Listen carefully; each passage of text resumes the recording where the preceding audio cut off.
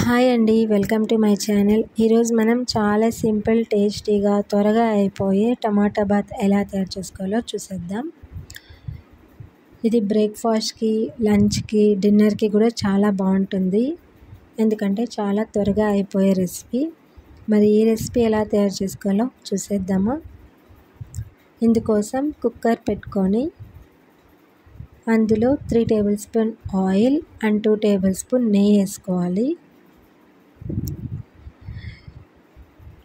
ఇక్కడైతే నేను 6 మెంబర్స్కి ప్రిపేర్ చేస్తున్నాను. సో నేను ఎంత క్వాంటిటీ తీసుకున్నాను, మీరు 2 మెంబర్స్కి లేదా 3 మెంబర్స్ తగ్గట్టు నెయ్యి ఆయిల్ యాడ్ చేసుకోండి.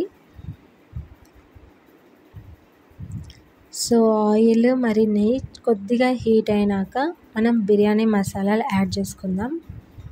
బిర్యానీ మసాలా అట్లే యాడ్ చేసుకోవచ్చు, లేదు వద్దనుకుంటే మనం బిర్యానీ మసాలాని పౌడర్గా కూడా చేసి యాడ్ చేసుకోవచ్చండి. నేనైతే ఇక్కడ అట్లే యాడ్ చేసుకుంటున్నాను. లవంగం, బిర్యానీ ఆకు, సినామన్ స్టిక్ ఇవి వేసుకున్నాను. మీ దగ్గర స్టార్ లేదా ఇంకేమున్నాయో అవన్నీ కూడా యాడ్ చేసుకోవచ్చు. ఇందులో ఏలక్కాయ కూడా యాడ్ చేసుకోవచ్చు అండి. నా దగ్గర లేదు, అందుకే యాడ్ చేయలేదు. సో అవి కూడా కొంతసేపు హీట్ అయ్యాక మనం ఇందులోకి ఆల్రెడీ కట్ చేసి పెట్టుకున్న పచ్చిమిర్చి యాడ్ చేసుకోవాలి. నేను ఇక్కడ 4 తీసుకున్నాను. మనం కారం తగ్గట్టు తీసుకోండి. కారం ఎక్కువ తినే వాళ్ళైతే పచ్చిమిర్చి కూడా కొంచెం ఎక్కువ తీసుకోండి.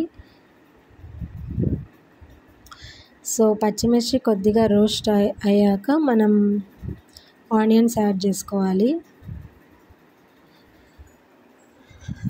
నేను ఇక్కడ బిగ్ ఆనియన్ ఒకటి తీసుకున్నానండి.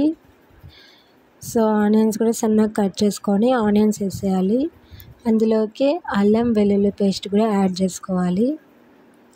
అల్లం వెల్లుల్లి పేస్ట్ ఆప్షనల్ అండి, యాడ్ చేసుకుంటే కొద్దిగా ఫ్లేవర్ బాగుంటుంది, లేదు వద్దనుకుంటే స్కిప్ చేయొచ్చు. సో ఆనియన్స్ అనేది గోల్డెన్ కలర్ వచ్చే వరకు మనం రోస్ట్ చేసుకోవాలి.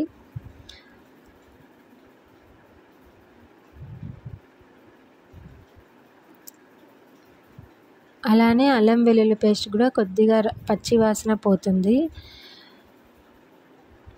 సో ఆ రెండు బాగా పచ్చివాసన పోయి ఉంటుంది. ఆనియన్స్ కూడా గోల్డెన్ కలర్ వచ్చింది. ఇప్పుడు మనం టొమాటోస్ యాడ్ చేసుకుందాం.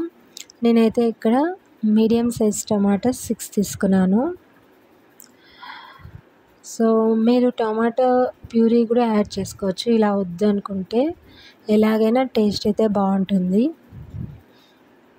సో టొమాటోస్ అన్నీ యాడ్ చేసుకున్నాక ఒకసారి మొత్తం మిశ్రమాన్ని బాగా కలుపుకోవాలి. ఇందులోకి మనం పసుపు,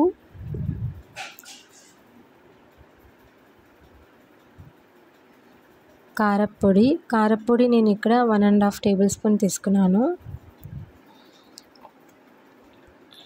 ధనియాల పొడి 1.5 టేబుల్ స్పూన్ తీసుకున్నాను.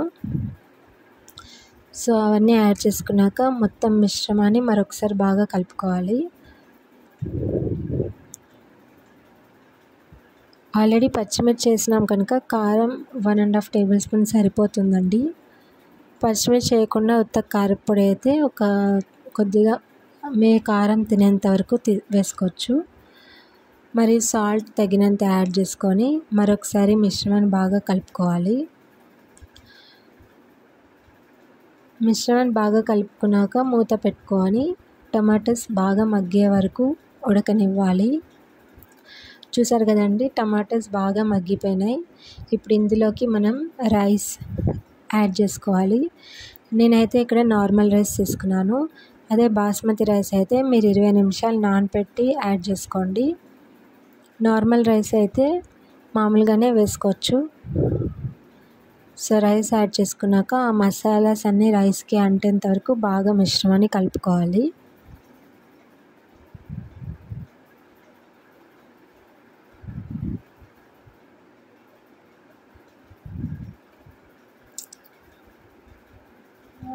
ఇప్పుడు బాగా మిక్స్ చేసుకున్నాక వాటర్ అనేది యాడ్ చేసుకోవాలండి. నార్మల్ రైస్కి అయితే 1:2 రేషియో సరిపోతుంది. అదే బాస్మతి రైస్ అంటే 1:1.5 అన్నమాట. సో 1 గ్లాస్ ఆఫ్ రైస్కి 2 గ్లాస్ ఆఫ్ వాటర్ వేసుకొని మూత పెట్టేసుకోవాలి. లాస్ట్లో మనం పుదీనా అన్న వేసుకోవచ్చు, లేదా కొత్తిమీర ఉంటే అదన్నా వేసుకోవచ్చండి.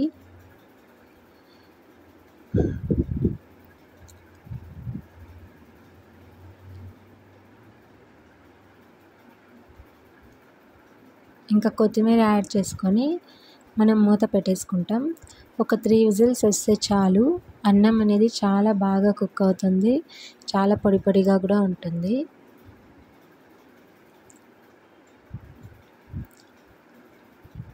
చూసారు కదండి, బాగా కుక్ అయింది అండ్ రైస్ కూడా చాలా పొడి పొడిగా ఉంటుంది. లాస్ట్లో మరొకసారి కొత్తిమీర యాడ్ చేసుకోండి.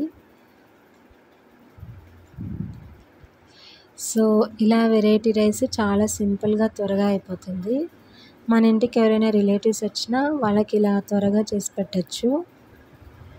అండ్ లంచ్ బాక్స్ కూడా బాగుంటుంది పిల్లలకి.